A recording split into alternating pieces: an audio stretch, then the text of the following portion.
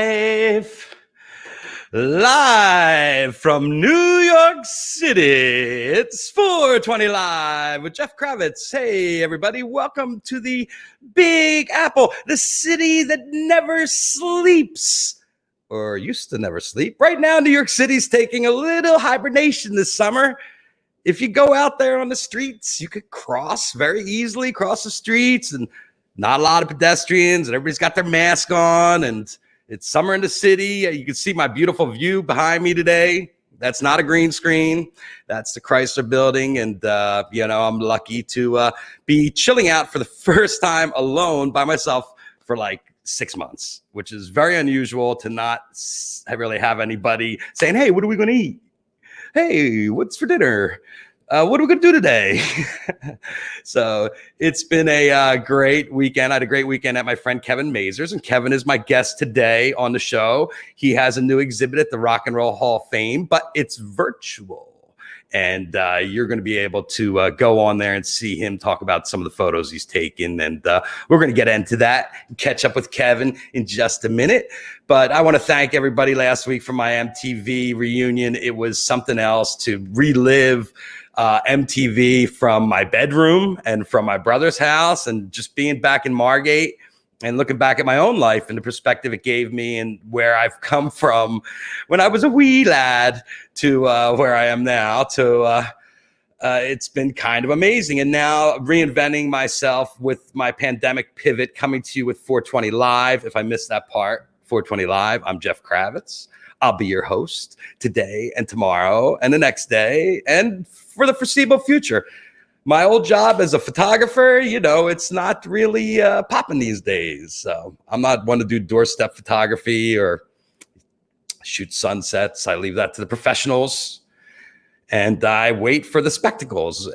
Kevin and I spent a lifetime covering spectacles. It's kind of been our job, is being out there on the front line and bringing to you all those water cooler moments that you'd end up talking about after you watch an award show or you watch something happen on television that you're like, oh my God. And then the next day there's a ton of stories and everybody starts disseminating what you saw. But with the birthday of MTV's 39th on Saturday, and also the birthday of Jerry Garcia, we had a pretty full weekend of entertainment. A lot of people flashing back, all different things. I heard some great Dead jams.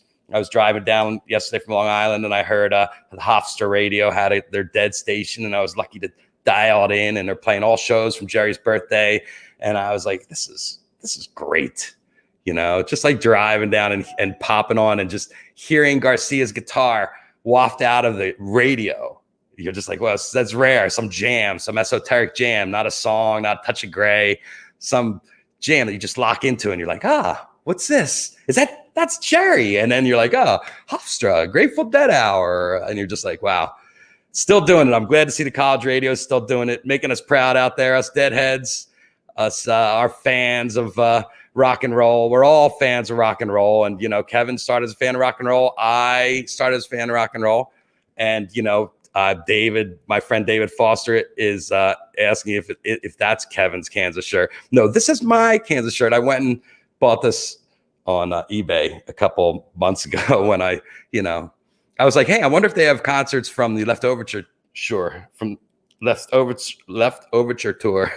So I went on and bought an old shirt from one of my first concerts. Kansas was one of my first shows. I was a huge prog rocker. So, prog rock was kind of my thing. And I really love that music. But, I have a little vid here that Mazur did. He doesn't even know this, but I'm going to share this with you guys right now. And so you can see what he's been up to and what this exhibit's all about. So let's check this out. I'll leave and let this play.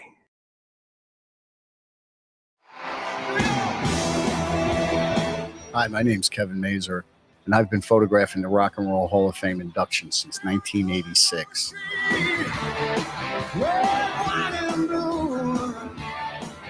I went through thousands and thousands of my photos to put together this exhibit. It was incredibly hard to narrow it down. Being a fan of live music and rock and roll, this was a dream job for me. Yes.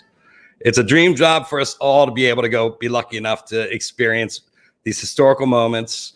I've been lucky enough to be at the Rock and Roll Hall of Fame and shoot those shows, part of Kevin's team. And it's been a pleasure all these years to be friends with Kev. We're like long lost brothers. It's a bromance. Everybody say hi to my friend, Kevin Mazur. Hey, my photo brother. What's up there, Kev? What's up, brother?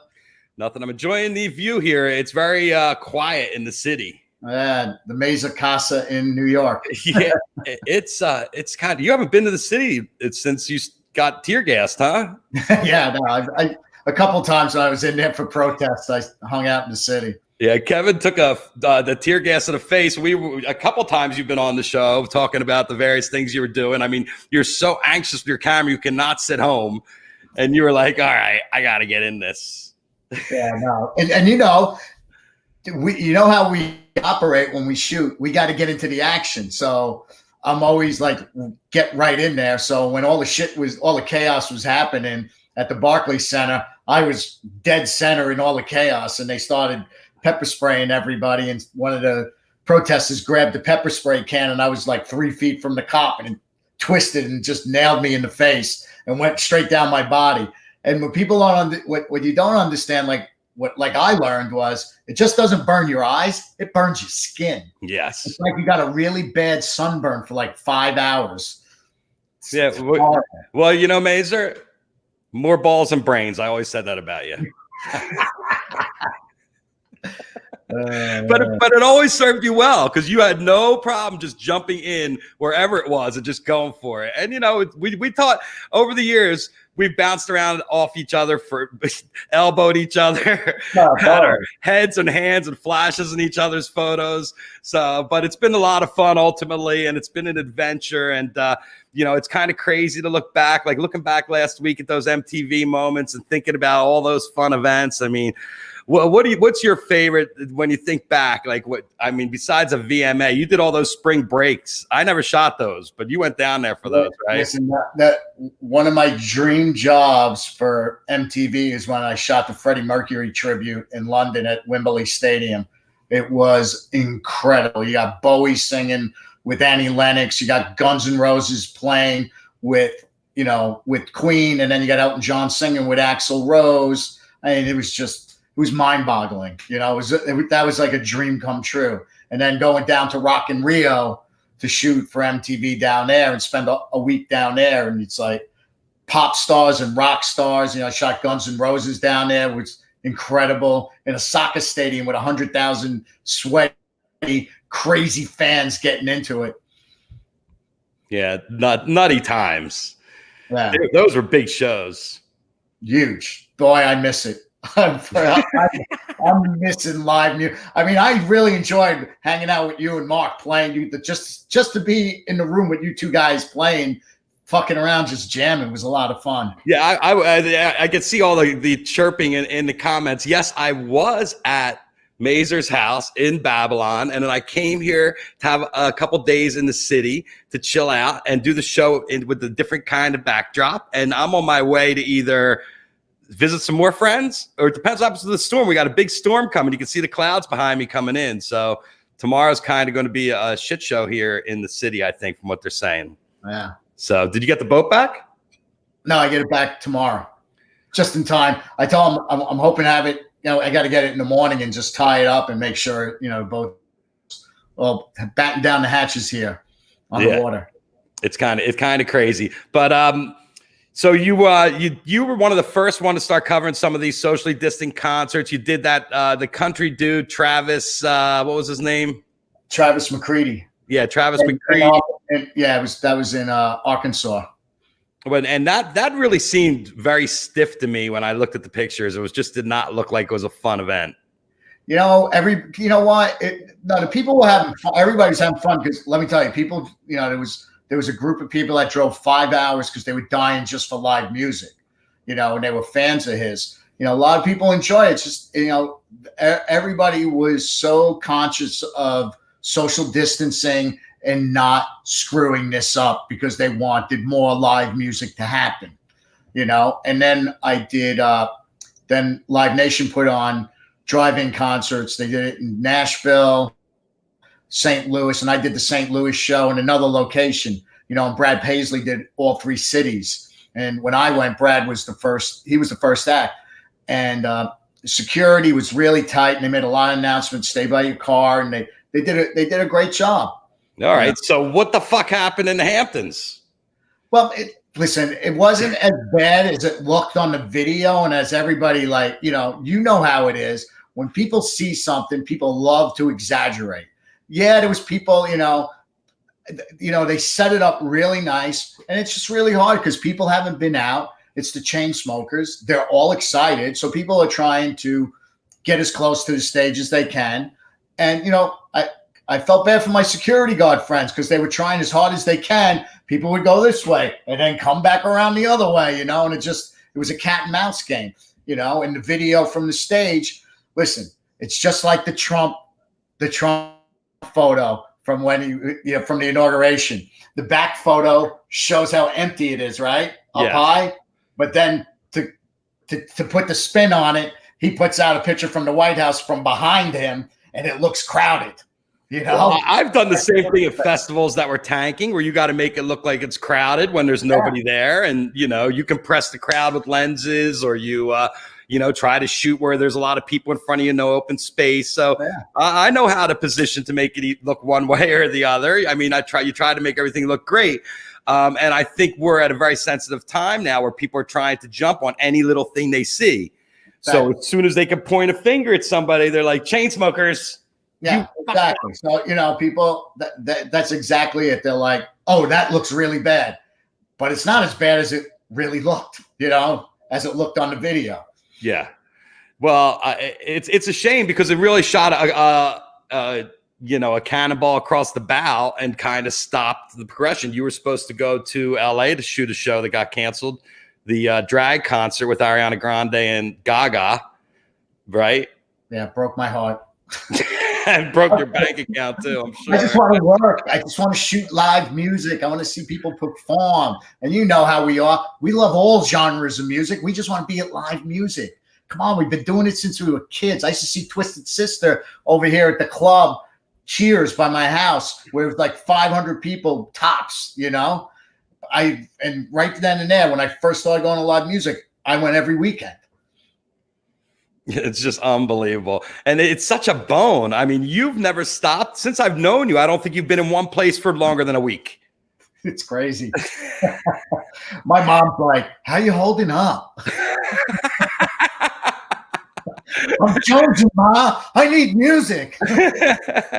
I'm going to go shoot Travis McKnight in St. Louis. I got to get out of here. She's like, who's Travis McKnight? McCready. Travis McCready. Well, I ultimately think that what's going to happen is we're going to be doing bootlegs. It's going to be bootleg events. It's going to be tall, small things. I don't know if you caught this, but last night under the bridge, there was a rave. Did you see that?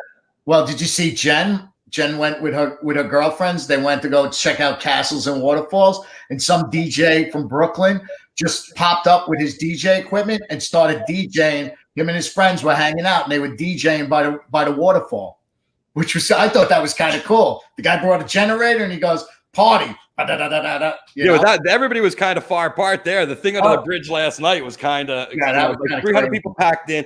And I will say, everybody in New York City's got their masks, and I learned a lot of things. Like I learned when you get in an elevator, you're only allowed 3 people, and you're supposed to face the wall. And I was like, oh, wow. If I didn't see the sign, I wouldn't even know that was like a thing. Well, listen, this is the thing.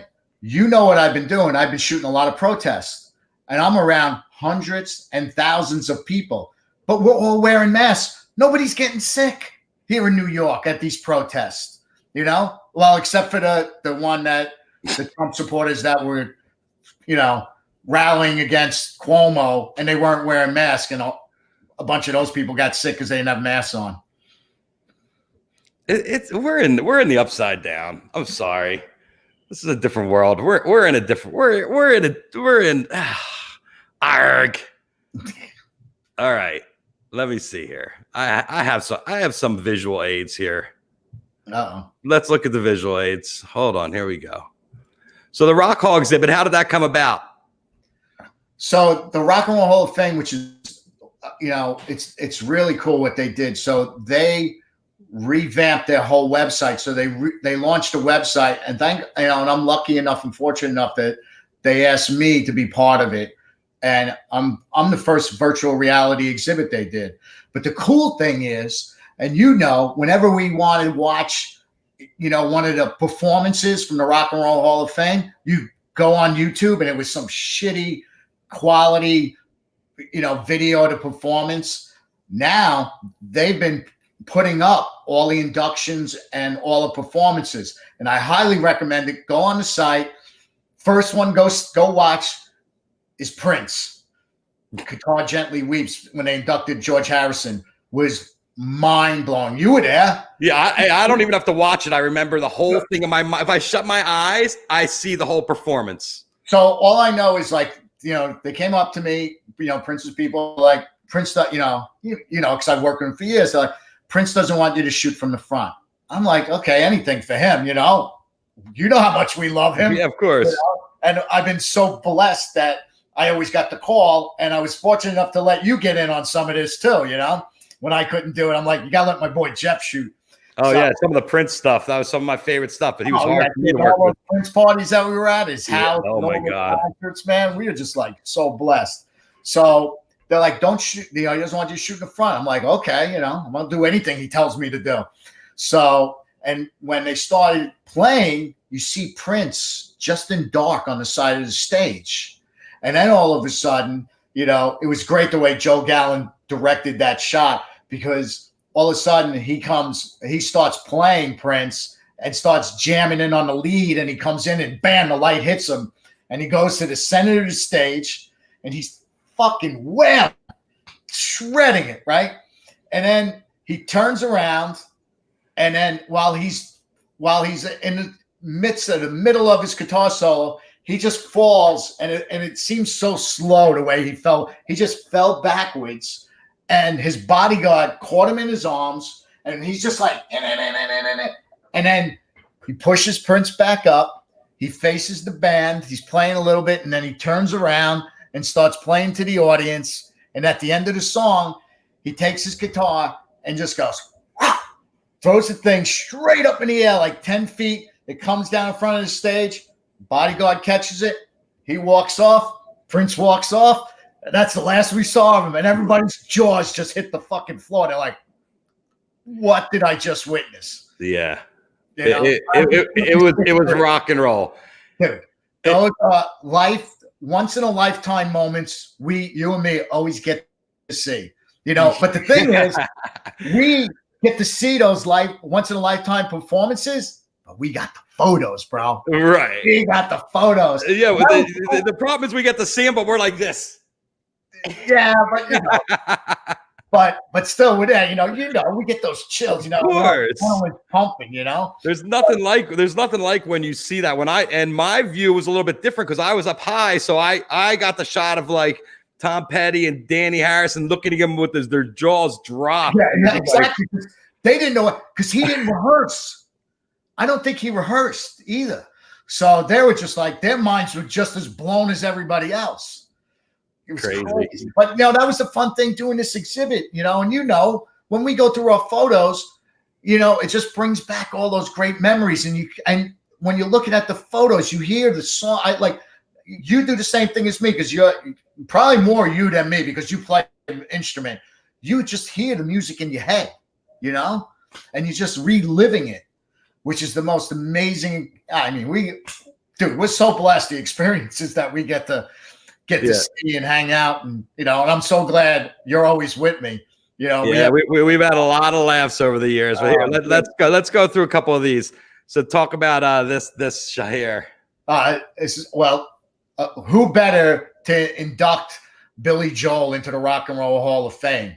And I missed the Waldorf because the Waldorf, it was so cool because it was small and it was intimate. So it's so small. It'd be like Leonard Skinner ripping Freebird in a room with 500 people. You'd be like, what the hell was that? Yeah. So as soon as Billy got his award, I just at the Waldorf, it was great because I'd follow whoever got inducted, and then I could get pictures of them together, and then go right back out to go and shoot the induction.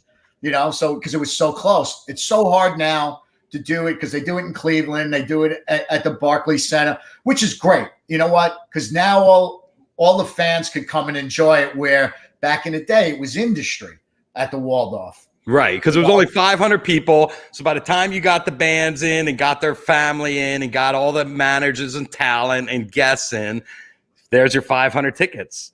Yeah, that's why those shows were so freaking hot when we would go there. And you just go to the Waldorf and those after parties. Oh, it was always something fun.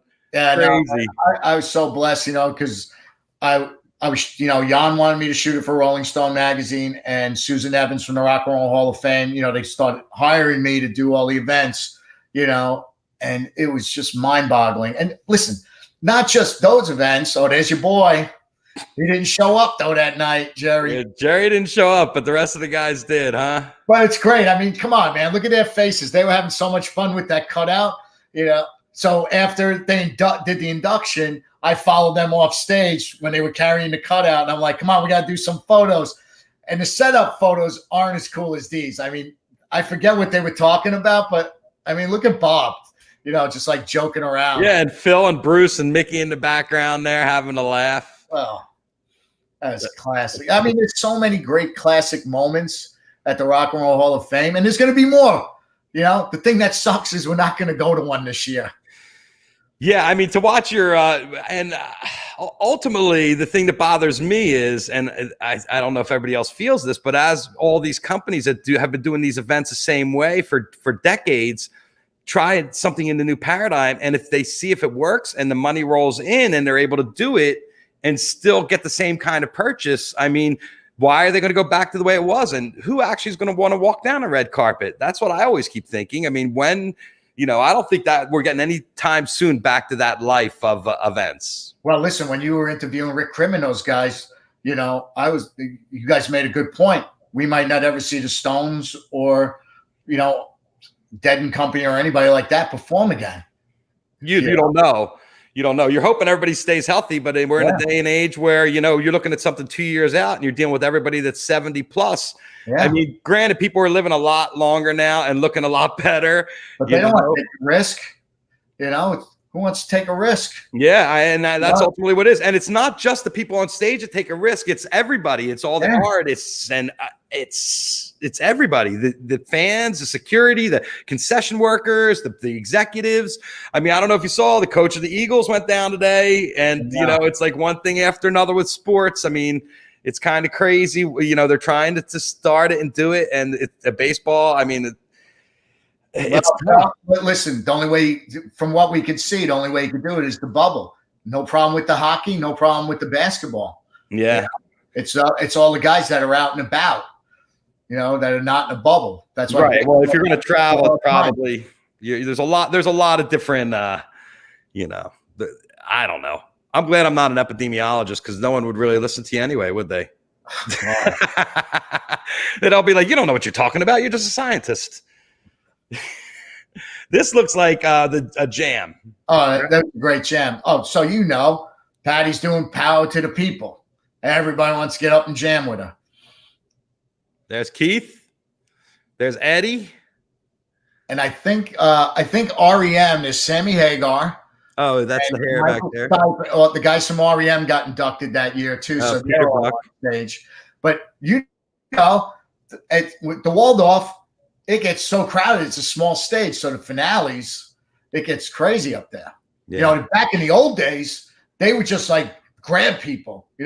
Keith, Bob Dylan, George Harrison, all you guys, come on up here. And they would just like handing out guitars, and they were all started jamming. Crazy. Brian May and Foo Fighters. There you go, man. And rocking out. And there's your girl, Madonna. Yeah, she always liked Kevin Mazur.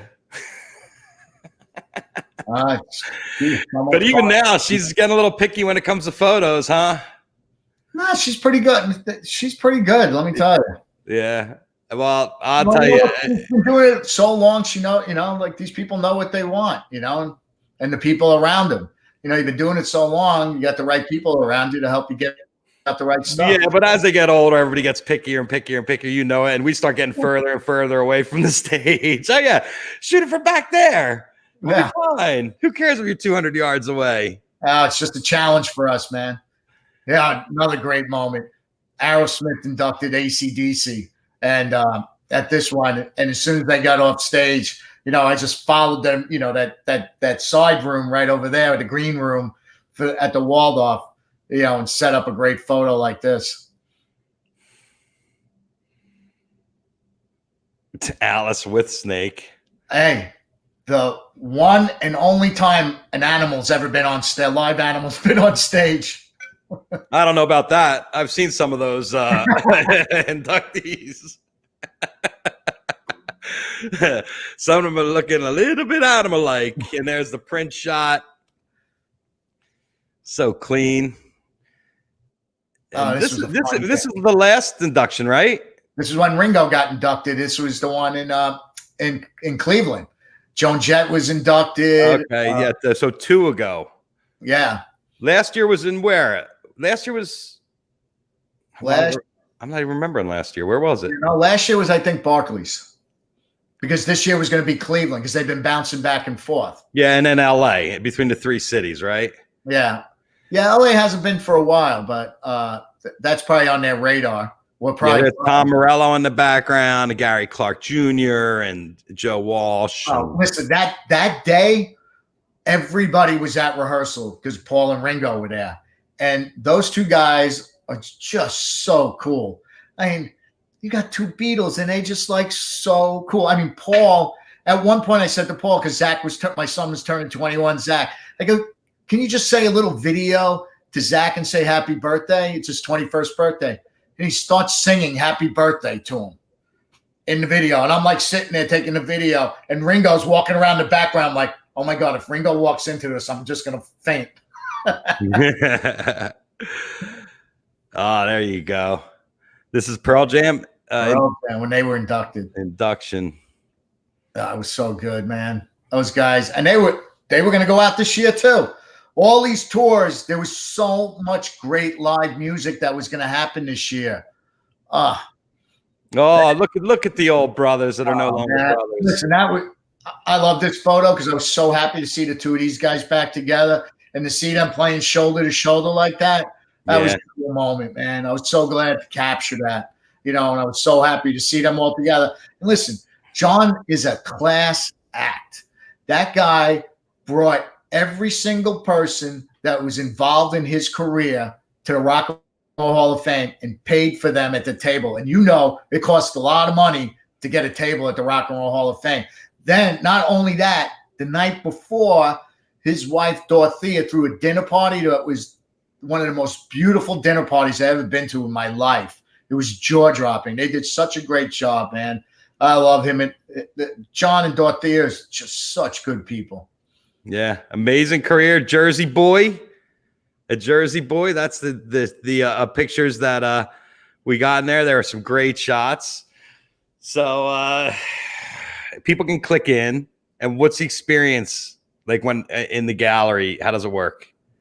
Do you go through picture by picture talking about them? Well, there's certain ones. I did all the photos, but then the curator Karen did a great job picking out which ones that she wanted to highlight and stuff. So you know how it is.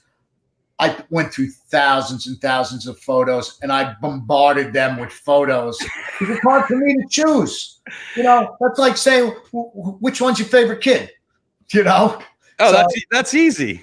Yeah, but there's so many great moments, and you need a good curator to help you narrow it down. I think Lauren sent you a picture. They did a poster of Billy Joel Armstrong. Well, Lauren also said that there's audio files with each image there. Oh, gotcha. Yeah. Hold on. Let me. All right. Yeah, there's some great stories. That's I had to tell the Prince story, so they can put it on the website. Oh wait, I think here's the poster. Hold on, let me pop it up. Open. Oh yeah, that's really good. Yeah, it's cool, right? Yeah, it looks great. I was shocked. They were like, we want to sell a poster or one of your images. I was like, I'm game. we want to make you some money. And you're like, no, hold on. How can I? Oh, let's see if I do this. Hold on. Show and Finder. Take this and put it here.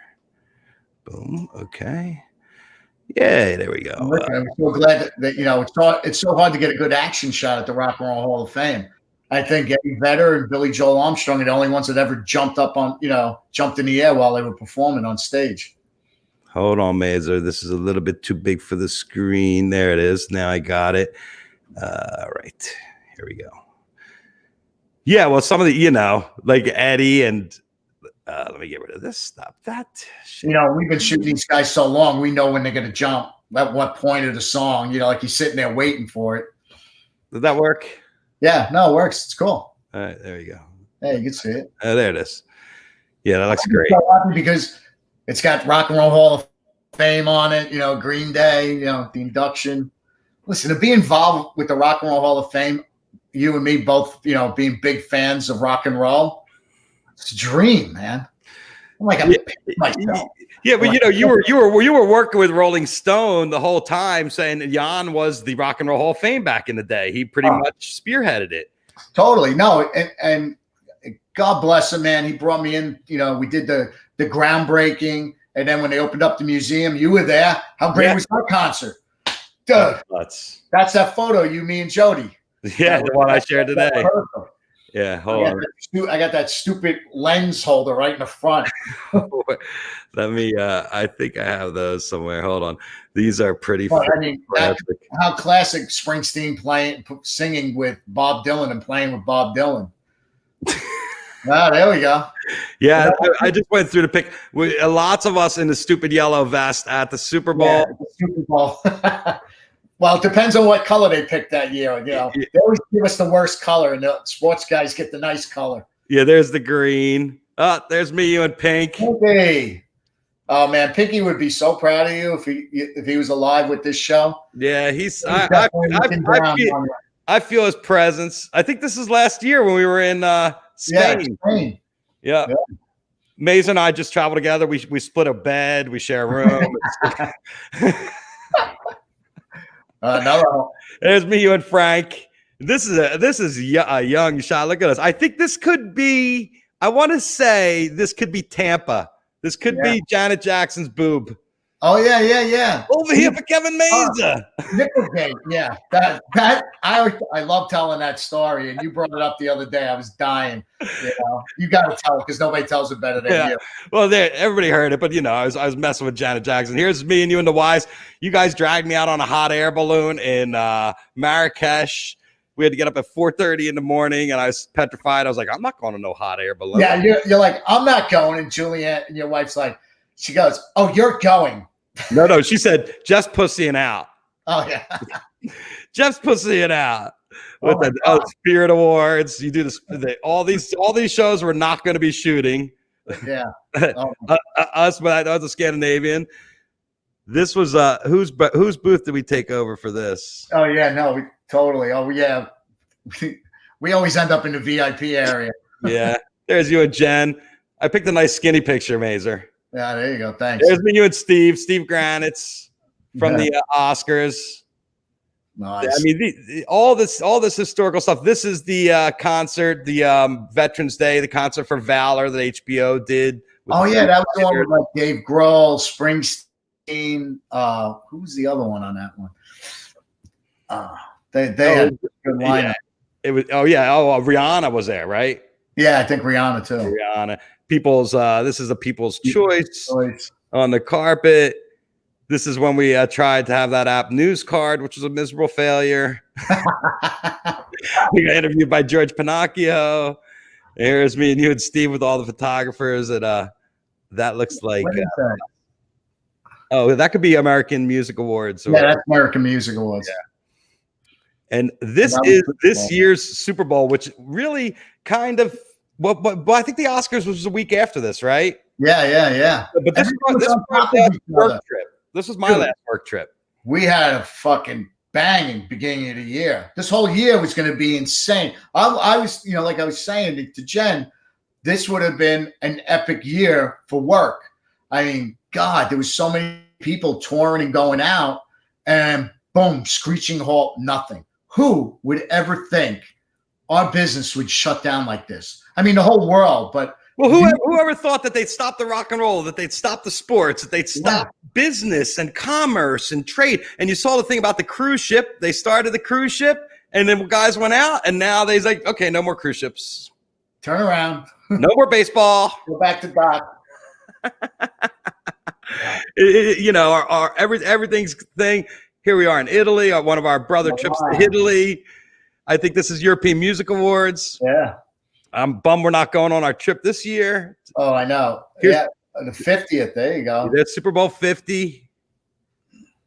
Here's another Oscar with our third stooge, Steve Granitz. I found this picture in my collection. I don't know why I have it, but it's you two in Green Day. So you want to talk about this? You're in New Orleans. So this Katrina. So you two and Green Day played the halftime. So we went to go check out all the damage. So I climbed in it. The YouTube boys want to come and document it, and the Green Day guys were there too. And we went driving around looking at all the damage. And I set up this one photo with all the guys, and I was like, fuck, I'm getting in this photo. I'm like, who can handle a camera here? Kevin Mazur, the new member of Green Day. And here's the picture with me, you, Jody Peckman, 1995, 25 years ago, a lifetime ago. Looks like two different people. Look at us. I know, man. Look how young we are. Jesus. Damn. And you still wear those same shoes. Yeah, I still have the Merrills. I don't wear the brown anymore. You broke them out that long ago. I cycled out of the brown, but yeah, they're the most comfortable things for work, and I love them. Oh no! Listen, I do not do a festival without wearing Merrills. There's nothing, It's the only way to get around. But Jody Peckman was a godsend to both of us. A beautiful lady. She was instrumental in your career. She was hugely instrumental in mine and getting me, with Rolling Stone back in the day. And I just want a huge shout out to Jody. I know you guys are very close. So. Oh yeah, no, Jody's the bomb, man. I love Jody.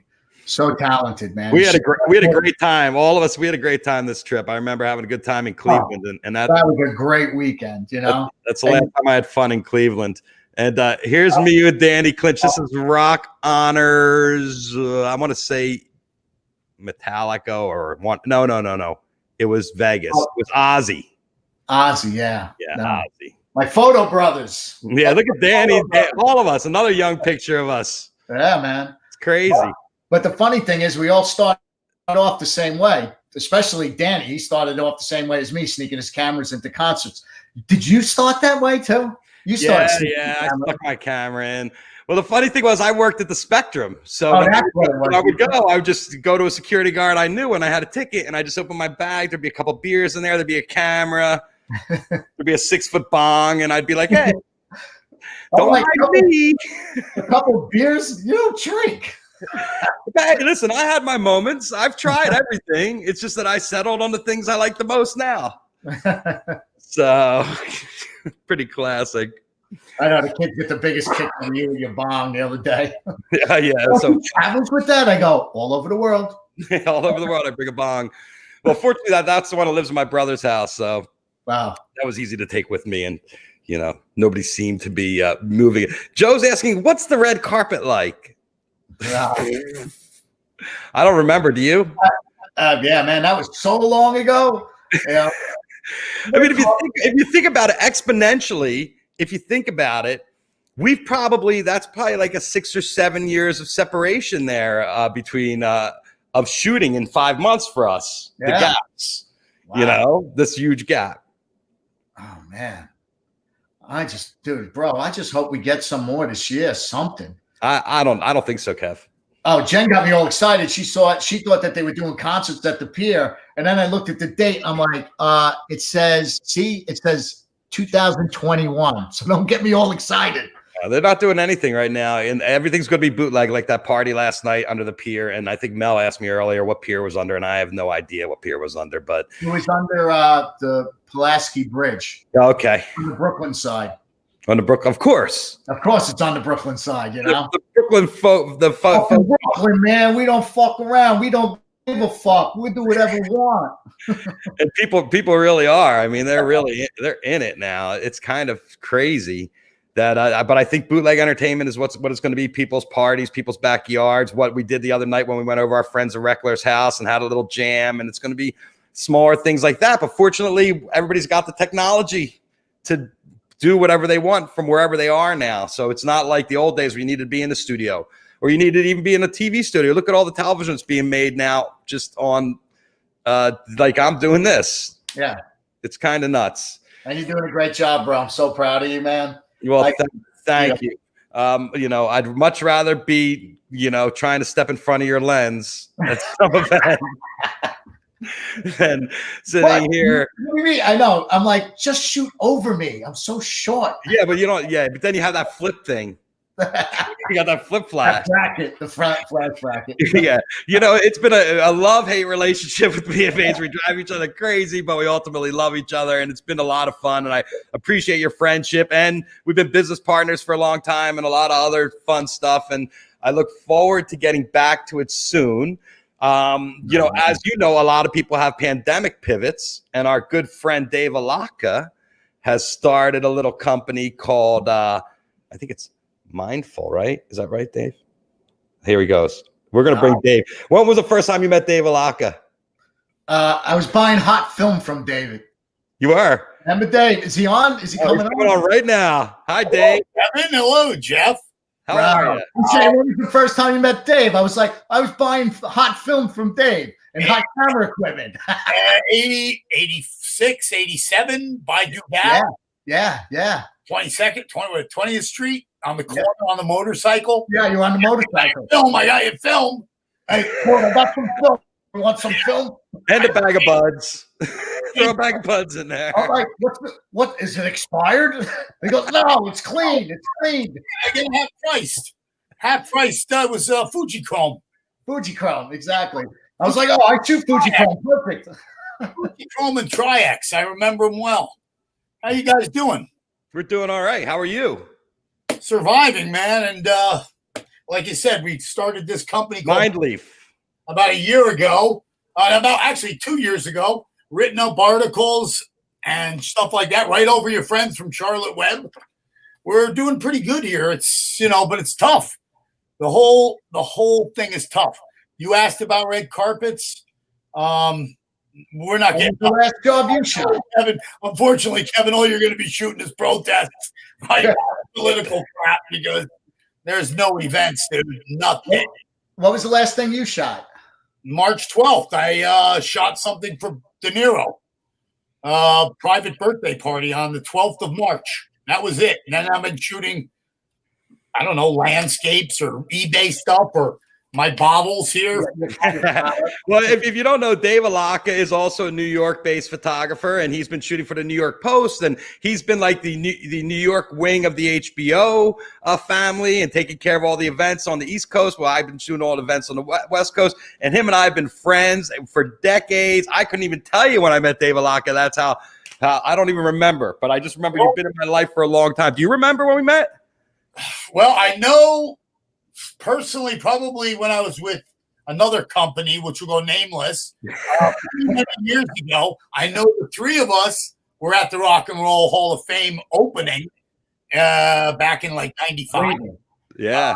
Probably since the late 80s, Jeff. The late 80s, early, maybe 91. If that, something like that. Crazy. Yeah. Crazy. I mean, I got a gray beard for crying. I know, and yeah, when you look at all the pictures of us back then and now, it's unbelievable. But Dave has always been a monster on the carpet and just tearing up New York City, and had such a good amount of clout in town and getting great access to events and at every party and stuff. And now all of us are kind of on a pandemic pivot. Mazur still thinks that there's going to be. He's kind of waiting for the career, but he's got all these other things that he could do with his work, with the Rock Hall and all these amazing photos he's taken over the years. But you and I shoot a lot of events where there's a lot of other photographers too, so the pictures are a little bit different. So you're right. And the days of that, the red carpet. The guy asked about a red carpet I was watching. I don't remember. It's been so long. Actually, it's been 5-6 months now of this stuff. I can't foresee a red carpet coming back the way it was for years. And I've heard festivals from people who are in it, work in the concert business, probably 2022. Yeah, that's what I'm hearing. It broke my heart. I heard that the other day. I'm like, I can't wait for next year. At least we'll have some concerts. And the guy from Live Nation's like, maybe not. It's like, oh man. I mean, it's going to test a lot of people's mettle as far as what if they're able to survive for the next 2 years. I mean, you look at a company like Live Nation, and they have so much money, but they're also bleeding cash. CAA, all the talent agents are bleeding cash. I mean, everybody that they put their whole model for making money is done, and it's so hard. I mean, I know production is starting up in LA, but my friends are like, yeah, I have to be 10 feet away from everybody on the set.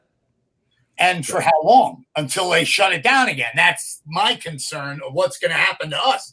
You're getting what we had here 3 months ago, and it was devastating here. Kevin knows. I mean, it's a horror show. We still top the amount of people. You guys are now top of the list in California for having more cases.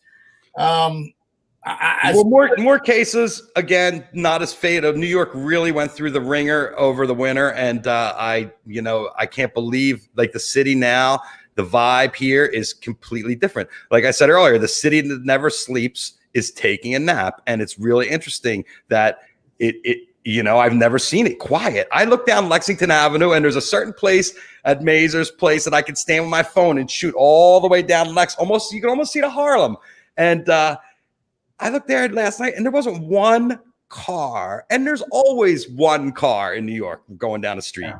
And it's just so bizarre. It's just we're in an interesting paradigm. And I think before Broadway comes back and before the hotels are able to be used and the restaurants, I heard indoor dining won't come back till 2021. Philadelphia shut down indoor dining 100% now. Philadelphia, no more indoor dining. They started, then the governor shut it down. Yeah. Happened in New York.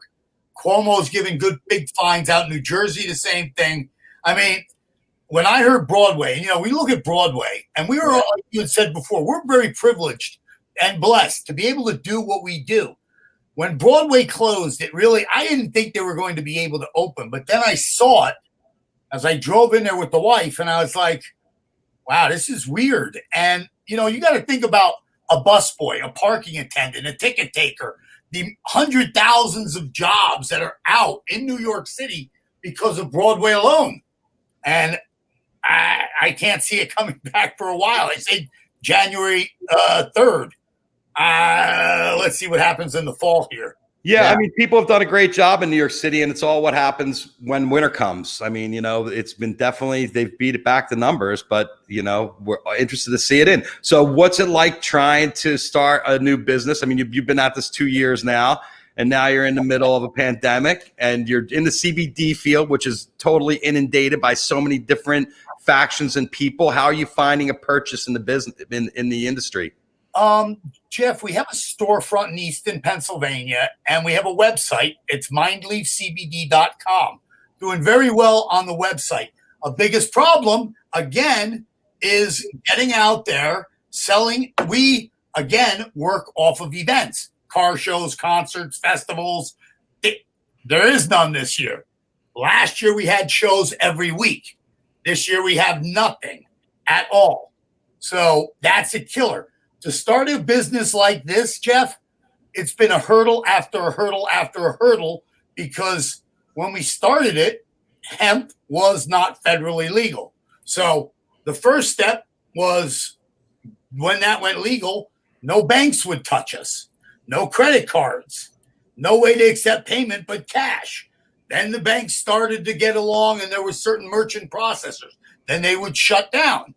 Then getting insurance, that's a whole nother ball game, getting insurance. So every day for the last 2 years has been a consistent battle uphill. And then as soon as it started to level out, the store started. We're right across from Lafayette College, opened in December, March 17th, done. Kids are gone. They didn't come back, and they're not coming back for the fall semester. So we live online, and it's good. The product works. I know I sent you some. It's good. Yeah, it's very tasty. We have pretzels. Wait, you got did you send them the peanut butter and jelly? No. I got the pretzels. Mazur was raving. Oh, yeah. I did get some of the honey, I think. Yeah, the peanut butter, the jelly, the honey. We make dog tinctures. We make dog treats. We have tinctures for humans, gummies. But like I said, we have a lot, and we make everything ourselves. I don't white label anything. Yeah. So, it's very nice for us. When we saw the article, we were actually above Charlotte's Web. They're like them and Lord Jones are the creme de la creme of CBD. And here I am in this magazine, very happy that they wrote a whole article on us. But again, with the pandemic, people were doing very well. We were doing very well because people had the extra money. Now I'm getting ready for the next phase of this shit, which is the financial discord, which is going to happen in this country pretty soon. Yeah, well, nobody's getting their extra $600 now. Right, and unemployment is how long is it going to last? Forever? Well, it's like my favorite thing is it's amazing how everybody is like those dirty socialists. And as soon as they're like, we're giving you money, everybody's like, hey, right here. Yeah, let's all hold it up until you get my name stamped on it. Everybody knows who we're talking about there. Yeah. Hell, I haven't seen Kevin since we were on a Zoom meeting, but I don't think in person. I haven't seen you since last year. Yeah. I mean, there hasn't been anything. We were, again, like you said, I had so many concerts, and then you talk about Live Nation and Ticketmaster. They have to send money back. I mean, I had tickets for Roger Waters. I don't want to keep those tickets. I don't know if Roger Waters is going to be alive in 2 years. That's what we were talking about. We were talking about all these, all those acts. They got to be afraid to go out because they can get sick. They're the vulnerable ones. They are, and it's big productions, so you have to have 2,000 people. Well, you know what Burning Man's doing now in all these places? They're starting these virtual realities with the Oculus glasses, and you're going to go in and you're going to have virtual experiences. And I think it's going to be the same thing. Maybe Roger Waters can do that too, and The Who and whoever wants to play is going to play in a virtual thing. You're not going to have that energy from the crowd, but these guys want to play. They can play. Well, I watched actually the other night. I watched Kazim Sultan from Utopia. He did a solo show with a drummer at Daryl's place. And he's right in your neck of the woods. He comes from Long Island, right there in your area, Babylon. Yeah. So he was talking about how he's been playing these little places for virtual people, but they're not making any money doing it. Yeah. He's doing it to play. And he said, well, hopefully in the future we'll get to play a few places, but you can forget about the Garden for a while. Which brings me to another thing. You guys know the Iridium. You've both been to the Iridium. Lovely club. She owns Ellen Stardust on top. Oh, wow. She probably out of business. I heard last week she's $600,000 in back rent. Wow. Because of the pandemic. Yeah, I just read an article said 50% of the restaurants in New York City didn't pay rent last month. Because they can't. She's paying $200,000 a month for that corner spot. You're not going to make that on 25% capacity. Yeah. No. And the Iridium's not a small room in the basement, too. Well, the Bitter End's trying to open up with a very, very small crowd now. I saw that on the news today. Yeah. Anything is good. Like, all right, so you were talking about music festivals. There's a big music festival up here in Bethlehem called Music Fest. Brings in about 2 million people for 10 days. There's all different bands that play around. They did it virtual. A lot of the bigger acts like Willie Nelson and Flaming Lips backed out. They have live music. We have a booth there in a place. And it was actually, I was a little skeptical about going because of the COVID. But it was very well spaced out. So there was a lot of social distancing. And I actually enjoyed myself sitting in my chair in my booth because there wasn't a lot of people watching some guys play like a dead cover band. And I was like, wow, it's live music. I haven't, and you guys are like me. I grew up seeing live music. We love live music. It's very important to me. And my summer shot this year. I mean, I had tickets to see a shitload of people. They're gone. Yeah. Trust me. I had so many shows. I must see 100 concerts a year. Yeah, I'm sure. And nobody's doing nothing. And that's the problem. And then again, we go to our business. How's it going to work out? They'll probably have Kevin there or you there or me there alone or a robot camera. I mean, why do they need to have us there? We're not going to be able to interface. I was talking this to Kev about an MTV VMAs. I mean, even if they have the VMAs, they're not going to want to have somebody running from crew to crew to crew and putting two crews together to get these shots like we used to get of these celebrities hanging out together. They're not going to want to do it. I mean, it's going to be the kind of thing where everybody's going to stay isolated in their little groups. I still don't know how they're going to pull the VMAs off. I'm mystified. I don't even know. It depends really, honestly, what happens in New York. And if people don't start to listen in New York, Cuomo's going to shut it down. I mean, I was already told right now from somebody that the U.S. Open's going to happen, but with no audience. But press-wise, they're only going to let 3 to 4 outlets, the AP, I'm sure AFP, Getty, and Reuters. Well, that's how it is with the sports. Baseball, if letting a few more in, because they're letting in some of the newspapers. But the NBA, I think the NBA might just also be just NBA photographers. Right, that's it. And they're shipping out to you guys. Yeah. And giving their stuff to you guys to distribute. I mean, we all know we had the heyday in this business. Believe me. Oh, totally. Yeah, yes. That is, without a doubt, we hit it when it was hard and perfect, when photography transferred from film to digital, when information went from the page to the screen, when everybody became their own photographer and now has their own delivery system and is making us a bunch of fucking dinosaurs. And that's where we are right now, guys. Say hi to T-Rex, brontosaurus, and triceratops. We're dinosaurs. And I love both you guys. I mean, we've been together so long, and I'm glad, Dave. I want to give another plug to your brand here, Mind Leaf CBD. And thank you so much. It was great to see your face and come on. I want everybody to go on there and help Dave out with a little CBD purchase. Thank you very much, Jeff. I'm glad to see both of you, dude. Like I said, we grew up together, for crying out loud. I don't want to say our age, but we're all when I started at 20 years old. We're growing old together, but we're going to still grow older. Yes. Yes. We got a ways to go yet. Yeah, we do. All right. Thanks, Dave. All right, Kevin. All right, brother. A little surprise there with Dave Valaka, bringing a little vibe, but it was good to see him and great to see you. And thanks for the hospitality. Thanks for the nice view here. People will be like, wow, let's see more of the view and less your head, Kravitz. So maybe I'll go to a shot before I leave.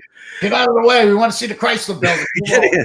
All right. Thanks, Kev. I'll talk to you soon. Good luck with the exhibit. Everybody get on that Rock and Roll Hall of Fame and check out Kevin's virtual exhibit. It's on there now. Thanks, Kev. All right. Talk to you later. Bye, Dave. There you go, everybody. Here I am live from New York. Here, do you want me to get out? Oh, yeah, there you go. See? You wanted me to get out of the way. Larry wanted me to get out of the way. Here, I'll take the camera off here. And there's the Chrysler building. Okay. And look at this view out that window is the Empire State.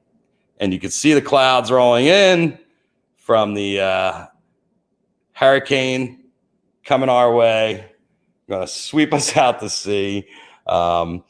Tomorrow, we are going to get into it with the people I started my career with at MTV, with the MTV Los Angeles press department. These were the guys I worked with, and the ladies and gentlemen, mostly ladies there at the beginning. And we're going to talk to these guys and look at some pictures, and we're going to relive the moments. They saw me going, they're like, let's do a show, Kravitz. And I was like, I love you guys. Let's do it, because keep in touch. And then Wednesday, Thursday, Friday, we're doing Jerry Garcia. It's 25 years since he passed. I'm also going to be on the days between. Make sure you check that out. That's going to be on Sunday, a special episode of 420 Live East Coast time for all you people that complain. We already taped that, so it won't be live, but it's still called 420 Live. Anyway, peace. Peace, love, happiness to everybody out here from New York. Live from New York. Hey, it's the hug. It's 420 live from New York City. Thanks for tuning in, everybody. I will see you right here, same place, same time, 420 Pacific time. It's actually 7:20 Eastern time.